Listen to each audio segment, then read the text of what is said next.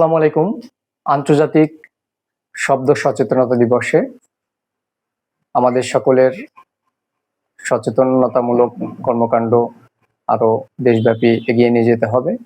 বিশ্বব্যাপী এই দিবসটি পালিত হচ্ছে প্রতি বছরই এই চলতি মাসের শেষ বুধবারে এই দিবসটি বাংলাদেশের যথাযথ মর্যাদায় পালিত হয়।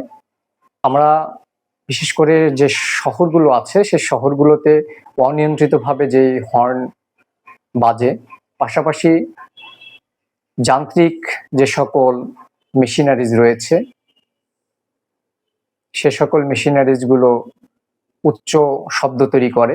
বিশেষ করে আবাসিক এলাকাগুলোতে এই অনিয়ন্ত্রিতভাবে বর্তমানে কিছু দোকান তৈরি হচ্ছে, কাঠের দোকান থেকে শুরু করে ইঞ্জিনিয়ারিং কনস্ট্রাকশনের দোকানগুলো, যারা অনিয়ন্ত্রিতভাবে তাদের হাইড্রোলিক যন্ত্রপাতিগুলো তারা ব্যবহার করছে এবং এই আবাসিক এলাকায় এই উচ্চ শব্দ সৃষ্টি করছে, যেটা পরিবেশ আইন দ্বারা একটি দণ্ডনীয় অপরাধ।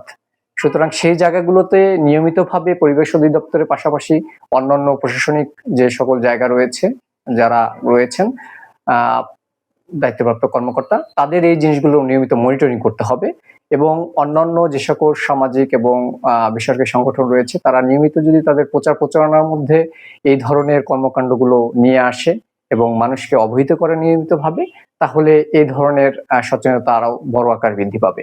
আমরা জানি যে বাংলাদেশ সহ বিশ্বে WHO এর একটি গবেষণা আছে, যে গবেষণায় সর্বোচ্চ মৃত্যু যেটা ধরা হয় যে দূষণের কারণে হয়, এবং সেকেন্ড যে মৃত্যুটা বড় একটা মৃত্যু সেটাই কিন্তু শব্দ দূষণের কারণে হয়ে থাকে বিশ্বব্যাপী। বাংলাদেশে এখন পর্যন্ত ঢাকা সহ অন্যান্য বড় শহরগুলোতে এর মাত্রা অতিরিক্তভাবে হচ্ছে এবং এই মাত্রাগুলো অনিয়ন্ত্রিত নিয়ন্ত্রণের মধ্যে না থাকার কারণেই এই দিন দিন ব্যাপী এই জিনিসগুলো বৃদ্ধি পাচ্ছে।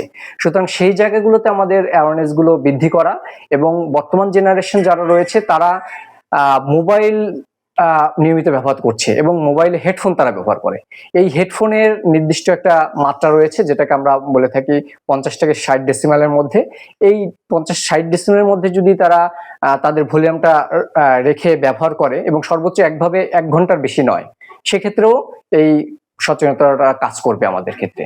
সুতরাং এই ধরনের অনেক বিষয় রয়েছে যেগুলো আমরা যদি একটু নিয়ন্ত্রণে রাখতে পারি, তাহলে আমাদের আগামী যেই শব্দ নিয়ে দুর্ভোগ বা মহামারী আসতে যাচ্ছে, বিভিন্ন ধরনের বড় বড় মানসিক রোগ যেগুলো বৃদ্ধি পায়, বাচ্চাদের ক্ষেত্রে উদ্বেগ বেশি দেখা যায়, তারা অনিয়ন্ত্রিতভাবে এই শব্দ দূষণের আক্রান্ত হয়ে তাদের মানসিক বেকারগ্রস্ত হয়ে পড়ে। এই জায়গাগুলোতে আসলে বড় ধরনের একটি কাজ করবে যদি আমরা এই শব্দ এখনই নিয়ন্ত্রণ না করতে পারি। সুতরাং আমাদের এখনই সময় বাংলাদেশের অন্যান্য যেগুলো রয়েছে সেই শহরগুলোতে এই মনিটরিং ব্যবস্থাগুলো এবং সচেতনতা ব্যবস্থাগুলো জোরদার করতে হবে। ধন্যবাদ সকলকে। আসুন সবাই মিলে এ ধরনের কাজে অংশগ্রহণ করি এবং শব্দ সচেতনতা মূলক কাজে অংশগ্রহণ করি। ধন্যবাদ সকলকে।